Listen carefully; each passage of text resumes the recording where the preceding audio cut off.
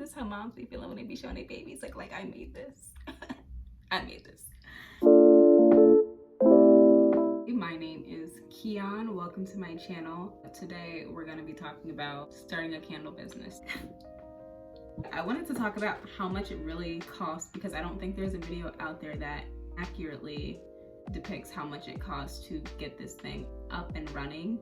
And I got inspired by this video that said that you only needed like around $500-ish to start a candle business, and that is wrong. Like your supplies may, total up to around $500, but like if you're trying to make this a legit business, whether that's like an LLC or you want insurance and you're doing taxes and things like that, it's gonna cost you way more than that. Because I mean, some states alone, like California, I think it's like $800 or something like that for an LLC, but it gets crazy.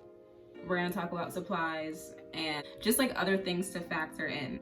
When you're ordering supplies, you need to factor in shipping costs, because depending on where these suppliers are, heavier things like wax and the jars will make you want to just forget about everything. Your items will only be like $25, and then you add shipping costs because you picked a place that's like super far away from you, and your $25 order is not like $50 or something like that. Make sure you're researching suppliers that are closer to you. I live in New York City, so I'm ordering from like Candles and Supplies. I ordered from Candle Science one time and it shipped from one of the Carolinas, like north or south, and it really wasn't that bad. To start, you're going to need a pouring pitcher. Next up, you're going to need to pick a jar. So there's a certain idea that I want to do with this black vessel, and I needed the vessel to be black. So I found these from Candles and Supplies as well in PA. You're gonna need some wicks. So here's the thing. Don't go and order these things separately. Like, oh, I'm just gonna pick a random wick, I'm gonna pick a random wax, and I'm gonna pick a random jar. No. Okay, so you pick your jar, but the type of wick that you use is based off of the type of wax that you buy and also the jar. You're gonna hear a lot about a term like wicking up or wicking down, and basically, bigger flame or a smaller flame. Certain waxes don't react very well with certain wicks and vice versa. So the size of your jar matters and the type of wax that you're using. Figure that out before you go and try to figure out the type of wick that you want, because you will have wicks that you can't even use for your candles and you can try to sell them or like just waste your money. Take that into consideration before you actually go out and buy your wicks. For me, this is actually a 10-ounce straight-sided tumbler. I'm using IGI 6006. That is a parasoy blend, so paraffin and soy wax. There's actually a chart on the website, the Candles and Supplies website, that helps you figure out which wick that you need based on the wax that you chose and like the diameter of your jar. For me, it was recommended that I get these Eco 8 6-inch pre-tab wicks, and I'm pretty sure silver thing is like the tab. Your wax, you gotta figure out what kind of wax you want. So do you want to use soy? Do you want to use coconut? Do you want to use an apricot coconut blend, or beeswax, or just straight up paraffin or paraffin soy? So I know there's a whole lot of debate about whether or not to use soy or like paraffin, because people struggle with the hot throw, aka how strong the candle smells when it's lit, versus like parasoy or just straight up paraffin, where you can get a hot throw very, very easily. So for somebody like me, who I don't have this abundance of money to the side, young 22 something trying to start out, I chose the parasoy just because there's less of a trial and error sort of thing. Like obviously I still have to test them to make sure they're not gonna blow up or something like that, but this was only my second candle. Came out great, super flat. We'll see how it melts and whether or not it tunnels, which is when like only the center sort of melts and the wick sinks down. But parasoy is good for me as I learn and as I begin on a small budget. This is the wax that I use. It comes in this slab. I've seen other waxes that come like shaving, so I feel like those are like a bit, not easier, but just maybe like less messy to manage. And I just have this, it's called a soap cutter. I just got this off of Amazon. And like I said, I'm in New York, so things are still closed down, but if you can just go to your local hardware store or craft store or whatever, that's great, and I'm jealous. But yeah, this is what I use to chop up my wax. You are going to need a thermometer. The strength of the scent and your candle is also dependent on like what temperature you add the fragrance oil at. For my parasol, I heat my candle up to about 185. I let it cool, and once it hits 155, pour my fragrance oil in it, mix it up for 2 minutes, make sure everything's like nice and blended. I pour it into my jar. Get a thermometer, look up the type of wax you have, and do some research on YouTube and even in candle groups on Facebook to see when is an appropriate time to pour based on the type of wax you have. For attaching wicks to the bottom of your jar, there are some glue dots that you can use, you know, and you would just like stick that on the bottom of the little metal tab. But for me, I'd rather just have a glue gun. I got this for free from my mom. She mailed it to me, so that was easiest for me. And also the reviews on Candle Science for their glue dots were sort of hit or miss. And like I said, funds are limited. I don't have time to be missing a whole lot. So glue gun, hot glue, that's gonna work. That's a sure thing. And so far, 2 candles, no problems. I have some clothespins to hold my wicks in place when I have freshly poured wax. I ended up getting clothespins that are a little too small. So what I do is sort of combine them together like this, and I place the wick in the middle so that way it fits perfectly in my jar.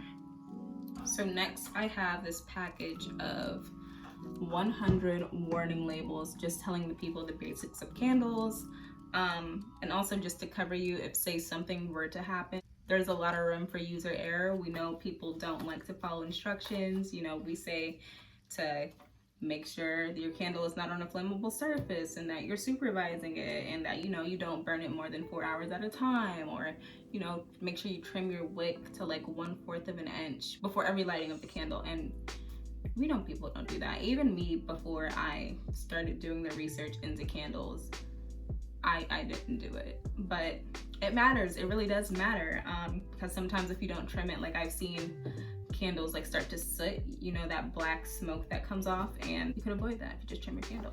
So cover yourself, get some warning labels, and you'll just stick them on the bottom. Next, you're going to need fragrance oils. I got mine from Candle Science just because I liked all of the reviews. I knew these weren't gonna weigh too much, so I wasn't really worried about the shipping. But these are, all of my fragrances that I have right now are 4 ounces. I'm still figuring out what like my signature scents are going to be, and I'm also hoping to launch around the holidays.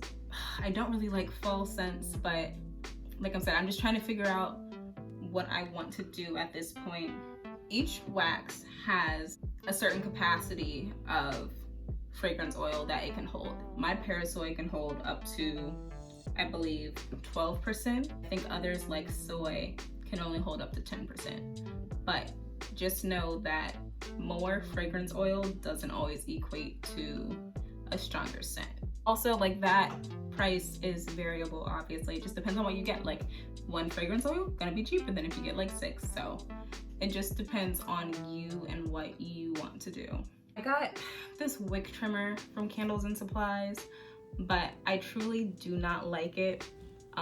It didn't really do much, and I feel like I kind of smush my wicks when I'm trying to get it cut. So I've just been using a really sharp pair of scissors, and it's been working better than this. This is what I feel like is the most, okay, not the most important, obviously you need wax, like that's more important than wicks, but this heat gun solves so many problems. It was like around $19 and some change off of Amazon.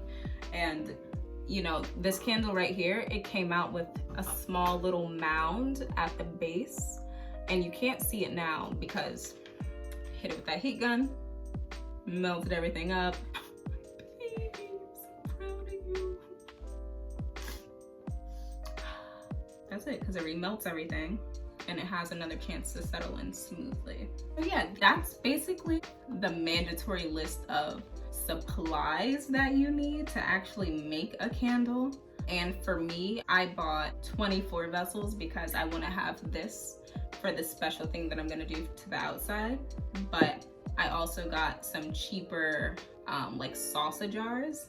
Just anything clear, I noticed, obviously going to be way cheaper. So all in all, just from supplies, including shipping, my total is $299.52. That's just the supplies, making a candle.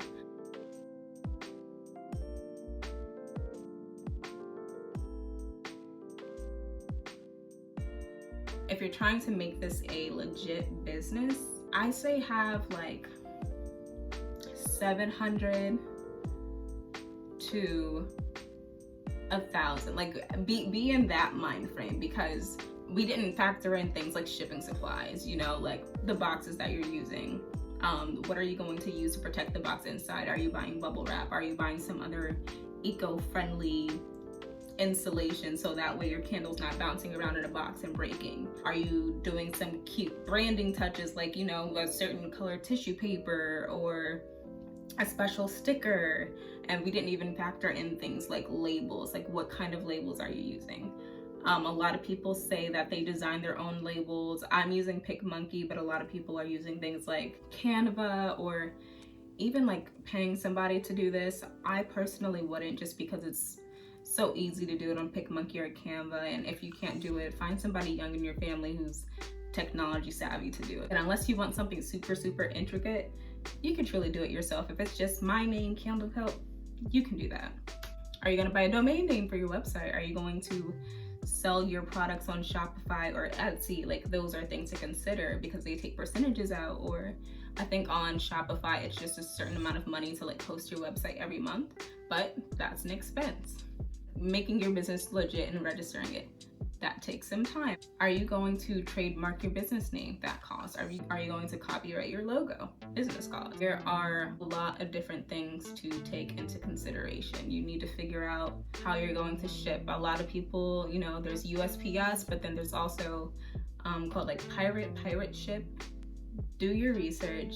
I'm at the very beginning of my journey, so as I figure things out, I will make videos about these subjects and let you guys know what's going on and, you know, how I'm doing this. Because again, I'm already $300 in. I'm still planning on how to try to make some of that money back before I officially launch. And I think I can. The holiday season is coming up, so I'm trying to get on some of those, like, you know, cheap Christmas gifts or cheap whatever gifts for your loved ones, those lists that you see on like Refinery 29 and 17 magazine and things like that, because that's something that could potentially like boost your business, since, you know, you can't go to like a trade show or anything like that because everything's closed because of COVID. So we're gonna have to get real creative. Thank you so much for watching this video. If you have any questions, write them down in the comments. I'll see if I can answer them, and if not, I can sort of point you to a resource that might be able to better help you out. Oh, the ending was so weird. But please don't forget to subscribe to my channel and like this video if you'd like to see more like it. Also on Instagram and TikTok, I will be posting shorter behind the scenes videos that just probably won't make it to YouTube. Bye.